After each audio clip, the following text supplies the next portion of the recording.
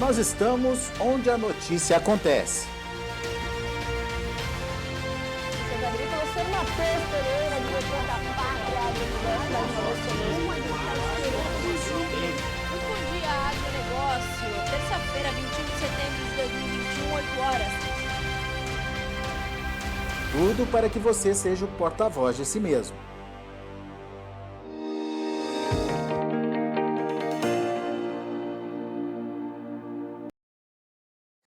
A safra 2021-22 de soja e até mesmo a safra de verão de milho, ela traz algumas preocupações em torno do abastecimento de insumos. Há alguns relatos de produtores já sofrendo com o atraso da chegada desses insumos em suas propriedades. São regiões ainda pontuais, mas os problemas começam a aparecer mais frequentemente. Agora, os problemas eles não se limitam só a esta temporada, como eles podem inclusive se agravar para a próxima safra, para a temporada 22-23 do Brasil. E aí a gente não fala só de grãos, aí a gente vai estender e ampliar esses problemas para outras culturas também, inclusive as culturas perenes. Para a gente entender que momento é esse e aqui temos que estar alertas para os próximos meses, nos planejamentos da próxima temporada, a gente convidou para conversar conosco na manhã de hoje o Carlos Cogo, sócio-diretor da Cogo Inteligência em Agronegócio, que já está conosco nessa manhã de segunda-feira. Cogo, bom dia. Seja bem-vindo ao Notícias Agrícolas. É sempre um prazer ter você conosco. Bom dia, cara. Bom dia a todos que estão nos assistindo e escutando agora, nesse momento. De fato, né, Cogo? O atual momento é um momento que traz uma preocupação, talvez que a gente... Fazia tempo que a gente não falava de falta de produto, desse choque de oferta de insumos, né? De fato, porque havia uma expectativa de que ao redor do mês de setembro, outubro, agora, nesse mês que passou e esse que estamos agora, a situação já estaria normalizada. Mas nem de longe, não dá nem pensar. Isso, na verdade, parece que agora tomou um tamanho muito maior do que esperado e já não está mais ligado apenas à questão da pandemia, como até então a gente estava comentando, né? A pandemia, a retomada econômica, tudo isso, havia uma grande demanda por insumos no mercado, grande procura de matéria-prima, dificuldades de fretes. Agora já tem alguns outros aspectos estruturais no mercado, como, por exemplo, esses ligados à questão energética dentro da China, que é hoje, para quem está nos assistindo, nos ouvindo, é o nosso principal supridor de matérias-primas, tanto de fertilizantes e também de defensivos, junto com a Índia e outros países do exterior. Mas, basicamente, hoje, China, em primeiro lugar, e Índia também, em termos de produtos agroquímicos, são extremamente importantes. Mas a China, em especial, passa por um problema bastante grave nesse momento. E, Cogo, a gente falou dessa questão da pandemia e você traz um ponto importante. A gente já não está mais falando da questão pandêmica. Essa variável ela já foi inserida ali no contexto.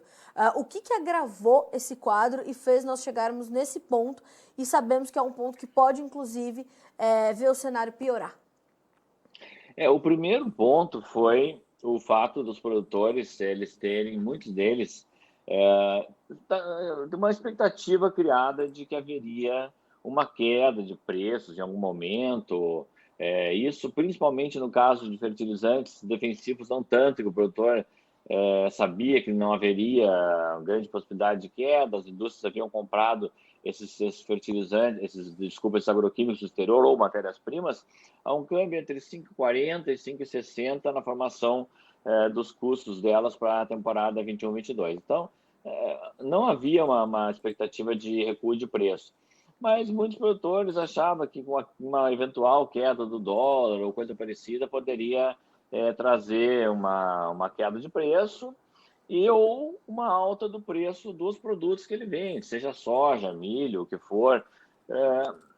Na verdade, nenhuma das duas coisas aconteceu, né? Do início do ano para cá, o milho caiu de preço, por exemplo, a soja caiu de preço. Tem exceções, o café subiu de preço por questões de geada, mas as duas grandes culturas do país, soja e milho, caíram de preço em relação ao início do ano. Então, o poder de compra ele veio piorando. Aguardar não foi uma boa decisão, né? A gente já vinha recomendando que não era uma boa decisão, que era um ano para comprar mais cedo insumos, Então, houve muito caso de indústria que vendeu o produto para revenda, mas o produtor não fez a compra na revenda. Então, está dado como uma saída da indústria, ou seja, 90% a 95% dos insumos negociados entre a indústria e as redes de revendas, mas da revenda para o produtor ou da cooperativa ao produtor ainda faltaria algumas coisas para serem entregues ou compradas ou comercializadas. Então, ainda tem um risco para essa safra de verão 21-22, que a gente achou que já não haveria mais, mas com as novidades vindas por parte da China agora, começa já uma preocupação também para alguns produtos que poderão ter que ser usados em 2022. Mas vamos dar um exemplo disso. O produtor, às vezes, compra tudo que ele precisa, mas tem coisas que ele compra à medida que a demanda surge. Vamos supor que haja um excesso de chuva em alguma região do país e haja maior uso por fungicida. Ele não compra isso de forma antecipada, ele compra isso na hora que ele necessita. E ele pode não encontrar esse produto na hora que ele necessita. E a gente está falando de uma questão generalizada, né, Kogo? Não são produtos específicos. Nesse momento, o que a gente está vivendo traz preocupação para todos os setores, né? E todos os setores de matérias-primas também. É generalizado. Isso vai desde componentes de peças de tratores até matérias-primas mais básicas e até defensivos mais básicos, como é o caso do gritante do glifosato. 95% do glifosato brasileiro usado no Brasil vem da China. Então, esse já é um caso clássico, ele acumula uma alta de mais de 200% no mercado internacional nos últimos 15 meses. Então, é um caso bem clássico, onde você já tem relato de não encontrar mais o produto disponível. E é um produto básico utilizado hoje em diversas lavouras do Brasil, no pré-plantio, na pré-safra, e que já vai encontrar problema. Então, esses problemas ainda são imediatos, ainda são para a temporada de verão mesmo, 21-22. Depois os outros vão vir à frente, segunda safra de milho, segunda safra de feijão, safra de cana, safra de laranja, todos que demandam café, que demandam insumos ao longo do ano inteiro. E para a safra 22-23 também já há um sinal de alerta, né, Kogo? Você está preocupado com esse momento e o planejamento para a próxima temporada? Sim, agora a gente já pode passar a incluir essa preocupação para 22-23, à medida que o problema da China agora é uma questão estrutural. Eles estão numa briga interna com uma crise energética. O Brasil também passa por uma crise hídrica, eles passam por uma crise energética, que envolve uma condição que encarece o custo de produção deles e compromete a disponibilidade futura de insumos, que pode ser uma coisa bastante duradoura. Aumenta o custo de produção, vai aumentar o preço de venda disso. Há um problema no mundo ainda com relação à disponibilidade de fretes, principalmente de containers, lembrando que a maior parte de matérias-primas para agroquímicos em forma de containers, o frete. Então, certo. Esses fretes estão 400% a 500% mais caros, e isso está ligado na China à questão da mudança de matriz energética. Estão tentando reduzir o uso de carvão e aumentar o uso de gás natural, que acabou também subindo de preço, impactando também no custo de nitrogenados e fosfatados e outros produtos. Então, é toda uma reação em cadeia que está acontecendo e que, claro, pode se estender a ponto de trazer impacto também para a próxima temporada 22-23. Kogo, das últimas vezes que nós conversamos, você me falava muito sobre como os produtores, os grandes grupos, as empresas já estavam focadas na safra 22-23 e como elas estavam focadas no planejamento, inclusive, de comercialização desses grãos, né? Soja, milho, principalmente a soja. Isso acabou mudando essa dinâmica e revisando esses planos justamente por conta dessas incertezas que se instalaram? De certa forma, sim, porque esse pode ser um dos fatores que está gerando essa baixa venda antecipada de soja, por exemplo. Né? A gente travou ali em 1/4 da safra negociada antecipadamente e não avançou. Claro que tem outros aspectos, tem a questão de o preço não ter subido mais, Chicago recuando nas cotações futuras. Então, tem outros aspectos que levaram, digamos, a um desestímulo do produtor de fazer mais vendas antecipadas. O próprio risco do clima, uma previsão de uma laninha, mesmo que seja fraca.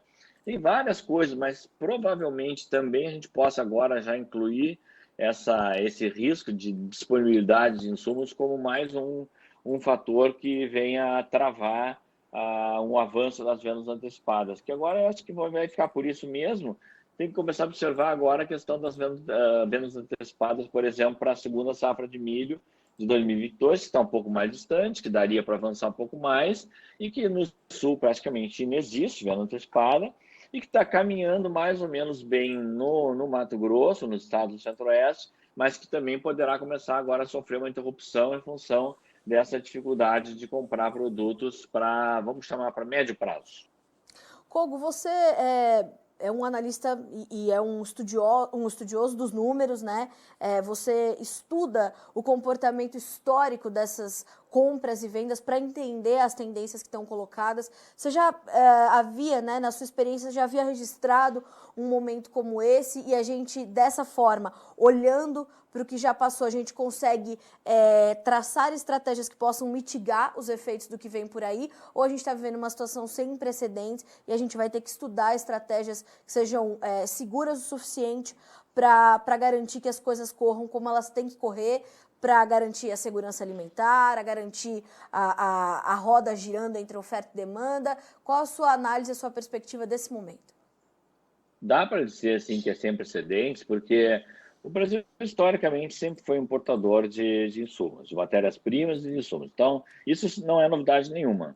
A novidade é olhar para os supridores brasileiros, China, Índia, Marrocos, Canadá, mas basicamente os países asiáticos estarem enfrentando problemas de logística, de custo, de energia. Isso é sem precedentes.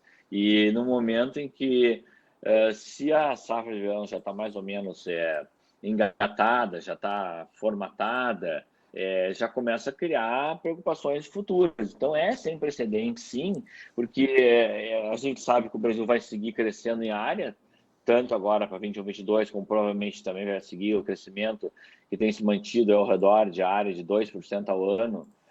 Para 22, 23 deve manter esse ritmo também, e para que isso aconteça, tem que ter insumos básicos. Insumos básicos são fertilizantes e agroquímicos, sementes. Sementes a gente produz internamente, agroquímicos e fertilizantes não. Então, a gente, sem isso, não faz uma safra no Brasil. Literalmente, não faz. Não há opção. A gente não tem, assim como o chinês não tem como substituir toda a soja dele por comprar, por só nos Estados Unidos, não comprar no Brasil, hipoteticamente, nós não temos como substituir e encontrar esses insumos nessa proporção que a gente está falando, 95% do glifosato da China comprar de outra origem. Nesse momento, não teria como. Então, é sem precedente. Você não tem uma alternativa nesse momento. É interessante que hoje na nossa abertura de mercado, que nós fazemos aqui diariamente, o pessoal do Mato Grosso já mandando mensagens para a gente, Kogo. Em Mato Grosso, plantando sem adubo. Como é que é isso, né? Em 2021... Essa questão do adubo é mais grave, porque isso é uma coisa que nós, nesse ano, desde bem do início do ano, nas lives feitas para produtores, a partir de fevereiro a gente começou já a mostrar a preocupação e dizer que a turma tinha que fazer a compra antecipada de fertilizantes. Sim. Porque esse parecia, naquele momento, não agora, mas naquele momento parecia ser a maior preocupação realmente, que agora a gente está vendo que é verdade. Quer dizer, tanto que as importações de fertilizantes no acumulado do ano acabaram caindo, ou seja, você não encontrou o que precisava lá fora, com o preço subindo, e aí as relações de troca piorando, ao longo do ano passando, piorando o poder de compra, os fretes foram aumentando e ficando escassos, mais raros, e a coisa foi ficando pior, e muita gente deixando para junho, para julho, para agosto, e muito em cima da hora, as questões de logística aparecendo, e agora realmente aquilo que na época a gente traçava que seria o pior cenário do mundo, que é chegar a hora de plantar, não ter fertilizante, começa a acontecer na vida real, aí sim, isso é mais do que preocupante, isso é alarmante. Kogo, como é que a gente entende o posicionamento do produtor a partir de agora? Porque quando a gente fala de fertilizantes, por exemplo, a gente olha para a China e causa estranheza, né? Quando a gente noticiou na semana passada essa crise energética parando algumas plantas produtoras de matérias-primas para isso. A notícia de uma possível interrupção das exportações, mesmo que gradativa ou parcial. Isso, e a gente conversava agora há pouco sobre isso, né, Kogo? Causa um paradoxo muito grande, porque essa estranheza vem porque a gente está falando do maior comprador mundial de alimentos do mundo, do maior comprador mundial de alimentos. Como é que fica isso, né, essa possibilidade de suspensão, essa interrupção na produção e tudo mais, diante dessa necessidade que eles têm de continuar comprando comida e a gente tendo que produzir e aumentar essa produção? Como é que fica esse paradoxo enorme que se forma nesse momento no mercado? Esse talvez seja o ponto de interrogação, que não só o mundo, mas o próprio chinês deve estar se perguntando agora, ok, se a gente veta ou paralisa ou bloqueia alguns itens ou vários itens, a gente está comprometendo, na verdade, né, o nosso maior supridor. Hoje o Brasil é o maior supridor de alimentos em geral para a China, né? Acho que só para citar, para constar, né? Hoje o Brasil é líder na exportação de soja, carne bovina, carne suína, carne de frango, açúcar. E ainda vamos falar ainda em algodão, que não é alimentício, e também tabaco. Então, só para citar um grupo grande de commodities, a gente é o maior supridor da China. Bem, se eles decidirem fazer alguma interrupção, eles começam a comprometer também o abastecimento interno, que vai envolver tensão social, inflação. É um jogo de xadrez, e eles vão ter que saber movimentar essas peças, porque você vetar o teu maior supridor de alimentos, 38% das exportações do agronegócio brasileiro vão para a China. Sustar isso hoje é muito perigoso, porque eles vão ficar na dependência do mercado americano, do mercado europeu, que não tem os volumes suficientes para abastecer as quantidades que o Brasil envia hoje para o mercado chinês. Então, eu creio que esse ponto possa jogar a favor do Brasil, no sentido de que em algum momento eles vão parar e dizer se for necessário fazer algum tipo de controle, paralisação, cota, seja o que for, vai ter que ser feito de forma seletiva, a ponto de dizer, aqui esse mercado eu não posso comprometer, porque ele é o meu principal abastecedor, não é um abastecedor, é o principal abastecedor de alimentos, vários deles. Então, aí talvez seja uma vantagem nossa, que a gente pode dizer que pode ter alguma vantagem até agora, né? Mas é preocupante, porque a gente está falando desse caso de fertilizante de janeiro a setembro, o Brasil importou 29,1 milhões de toneladas de adubos, mais um pouco de produção interna que tem, chegaria perto aí de 35 milhões, nós precisamos de 42 milhões de toneladas, ou seja, tem alguém aí na rua que está sem fertilizante. Com certeza. E em grande quantidade. Isso é muito preocupante. Então, tem coisa já no curtíssimo prazo preocupando, coisa para o médio e para o longo prazo, mas eu creio que para o médio e para o longo prazo, em algum momento, os chineses vão tomar uma atitude mais ponderada, pensando neles mesmos, claro, não pensando na bondade alheia ou coisa parecida. Agora, do lado do produtor, o que tem que fazer dentro do possível, e buscar, de qualquer forma, já uma preparação de planejamento de compra, fazer uma reserva junto à revenda. Não pode ficar parado, tem que ir em busca de uma solução, não pode ficar esperando que a solução chegue magicamente, tem que buscar a solução na rua, buscar como resolver isso junto ao seu revendedor, ou entrar na fila de espera, seja o que for, mas tem que buscar a solução. Kogo, esse momento atual te preocupa em relação ao consumo chinês, o que eles estão vivendo lá dentro, né? Crises de naturezas diferentes e tudo mais, essa questão da Evergrande, essa questão dos cortes de energia, isso te preocupa em relação, em algum ponto, ao consumo chinês, ou quando a gente fala de commodities agrícolas, o consumo está muito assegurado? Me preocupa, porque a gente tem que separar os grupos de commodities. Por exemplo, dificilmente eles reduziriam, por exemplo, a importação de soja, ou de farelo, de óleo, ou de arroz, que eles também são importadores. Agora estão por enquanto sendo importadores de milho, tem importado alguns volumes de trigo também. Agora, por exemplo, commodities como carne bovina de mais valor agregado, café, o próprio algodão, isso pode sim sofrer uma uma interferência de uma possível crise de preço, de custo, de inflação, né, na China, e eles começaram a reduzir importações de produtos que não são de primeiríssima necessidade. Então, a carne suína seria até um próprio exemplo também. Então, algumas commodities poderiam ser mais impactadas que outras. E aí a gente também vai ter que acompanhar para entender como é que vai ser o comportamento deles diante dessas compras com o desenvolver dessas crises e desse atual momento. Porque isso vai impactar também os mercados futuros de maneira diferente, né? Isso pode começar até mesmo impactar o mercado da própria soja, futuros do milho, da soja, começar a sentir, já se faz essa leitura, né? O mercado em Chicago ele já está preocupado com essa questão chinesa, os preços já têm mostrado uma sustentação mais frágil, porque olha para a China e vê a China comprando menos ou com menor expectativa de compra. Isso já está batendo no mercado, de certa forma, assim, mas pode bater de forma mais intensa. Cogo, o Rafael Lima, de Jataí, no Goiás, manda uma pergunta seguinte. Bom dia, Carla Mendes e Carlos Cogo. Será que estamos vivendo um super ciclo das commodities para 2022 em diante? Rafael Lima, de Jataí, no Goiás. Cogo, o que você acha?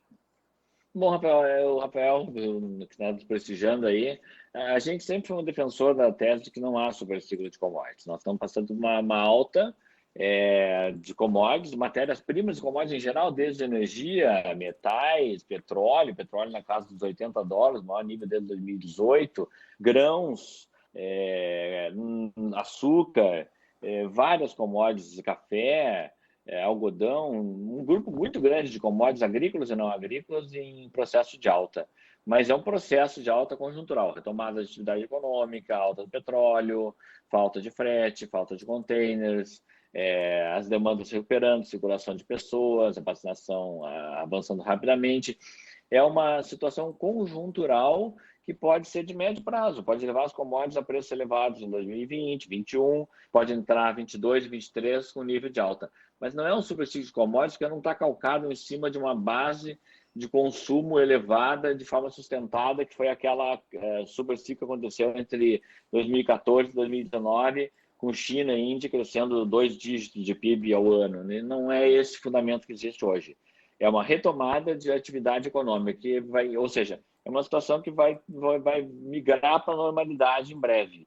E as commodities vão se acomodar num patamar um pouco mais baixo que o atual, mas acima da média histórica. Cogo, eu te agradeço muito pela companhia nessa manhã de segunda-feira, para a gente entender, portanto, esse momento. Eu queria fazer uma última pergunta. A gente fala bastante sobre a China, porque é uma gigante e qualquer mexidinha que eles dão lá, o mundo todo treme, né, Cogo? Mas a gente está falando de uma crise de abastecimento no Reino Unido, outros países da Europa, outros países da Ásia. Tem pontos específicos do globo que neste momento te preocupam? A gente está no meio de um cenário inflacionário global. Há outros pontos, mundialmente falando, que te preocupam diante desse quadro desequilibrado de oferta e demanda, tanto de insumos quanto de produtos finais? Isso é verdade, né? E é um fato. A gente vê esses relatos de Grã-Bretanha desabastecida, são coisas preocupantes. Agora, o que a gente não pode é dizer que a nossa situação ela é só similar, não é igual, porque nós já estamos caminhando para uma inflação em 12 meses de mais de 10%. Sim. E o grupo do G20 é na casa dos 4,5%, a zona do euro na casa dos 13,5%, o grupo da OCDE na casa de 4% em 12 meses. Então, aqui no Brasil tem outros componentes. O câmbio, os alimentos, puxando os alimentos, pesam muito mais na inflação do que pesam na Europa, a crise hídrica, a energia elétrica mais cara, o preço dos combustíveis em alta é aqui mais forte por causa dos impostos que tem dentro, por causa da formatação de paridade internacional, do petróleo, mais dólar. Então, nós temos mais componentes inflacionários e pior, com um processo de crescimento que agora vai ficando frágil, fraco. Então, essa combinação é terrível, porque baixo crescimento com inflação alta é a pior combinação possível. E aí a gente não pode nos comparar com essas situações que estão acontecendo na Europa ou no grupo do G20, que esses países vão passar por isso de uma maneira que aí dá para dizer, como o próprio Estados Unidos também tem uma inflação hoje, mas aí sim a gente pode dizer que ela é temporária e provavelmente em 2022 ela já não se perpetua. E aqui não, a gente está entrando numa rota que pode ser que isso se perpetue no nível já aquele terror que é o terror da estagflação, né? estagnação econômica combinada com inflação. E a gente já começa a pensar que essa inflação, que todo mundo diz que no ano que vem ela volta aos patamares normais, por enquanto nós não temos indicativo disso não. E aí começa a preocupar, porque a inflação todo mundo sabe, é ruim para todos, para o produtor agrícola, para o consumidor é normal, para o cidadão comum, para qualquer um a inflação é um negócio negativo e que parece que não está dando mais sinais de arrefecer aqui no Brasil não. Por mais que as grandes economias estejam aí mexendo seus pauzinhos nas suas políticas monetárias, está difícil, né, Kogo? Está bem difícil e um cenário de manter uma Selic na casa de 8, 8,5% para o ano que vem, com uma inflação alta, a gente vai entrar numa situação de crescimento muito baixo, talvez menos que um PIB crescendo menos que 1,5% e com um nível de inflação muito alto junto com o desemprego elevado. É uma combinação perversa, né? Kogo, mais uma vez, te agradeço muito. Com certeza a gente vai estar muito junto ainda para atualizar essas informações, como você falou. É um quadro que pode se perpetuar mais do que a gente gostaria. Eu te agradeço muito pelos esclarecimentos, pelas análises, pelas perspectivas. E você é sempre muito bem-vindo aqui no Notícias Agrícolas. Volte sempre. Obrigado e uma boa semana a todos. Obrigado. Obrigada para ti também. Kogo, até a próxima. Até a próxima.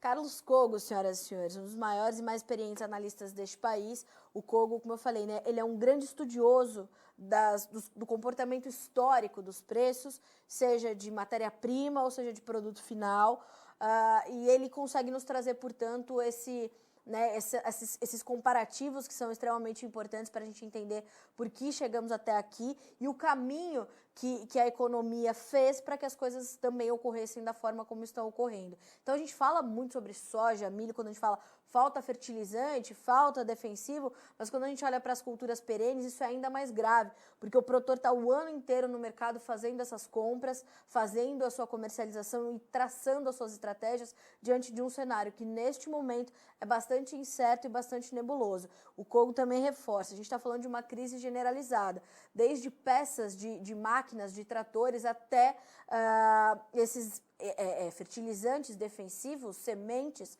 enfim, toda a cadeia de produção, distribuição e abastecimento está comprometida. No meio disso tudo tem a logística ainda caótica que não se resolveu, tem a crise hídrica, tem a inflação, então é um acumulado de coisas fora a crise energética que resultou no atual cenário e que a gente está acompanhando bem de perto aqui no Notícias Agrícolas, trazendo mais profissionais para te trazer detalhes desse quadro. Vamos ver como é que estão as cotações dos grãos na Bolsa de Chicago agora? Números da soja para você na tela. O mercado continua no vermelho, novembro 12 dólares e 40, cai 6,5 pontos agora. O janeiro 12 dólares e 50, caindo 6 pontos mais 25. O março perde também 6,5 pontos para valer 12,58. O maio 12,66 com queda de 6 pontos. Olhando para o número para a tabela do milho agora, mercado com leves baixas, bem próximo da estabilidade. O dezembro, 5 dólares e 41, meio ponto de queda. O março, 5,49, caindo 0,25. Maio e julho sem variação, com o maio valendo 5,54 e o julho 5 dólares e 55 cents por bushel. A gente conclui com os números do trigo. O trigo operando ainda em campo positivo, já desde a semana passada se destaca entre os grãos. O dezembro, 7 dólares e 60, 5 pontos de alta. O março, 7,71, 5 pontos mais 75 de ganho. O maio, 7,74, 6 pontos de alta. E o julho, 7 dólares e 47, 6 pontos e meio de ganho. Uma informação importante sobre o milho nesta manhã de segunda-feira, o USDA informou uma venda de mais de 400 mil toneladas de milho para o México nesta manhã de segunda-feira, portanto, dia 4 de outubro. Estou até vendo o volume correto aqui, exato, 426.800 toneladas de milho, 21, 22 vendidas dos Estados Unidos para o México neste início de semana. Lembrando que a China segue no seu feriado, né, no seu feriado de uma semana, o feriado da Semana Dourada, portanto, ausente do mercado até o dia 7, 8 de outubro, a gente também está acompanhando. Senhoras e senhores, a gente fica por aqui com esse boletim, mas segue a nossa programação para que você seja sempre o produtor rural mais bem informado do Brasil. Participe das nossas mídias sociais, no Facebook, Notícias Agrícolas, no Instagram, @Notícias Agrícolas e em nosso Twitter, @Noteagri. E para assistir todos os vídeos, se inscreva no YouTube, na Twitch, no Notícias Agrícolas Oficial.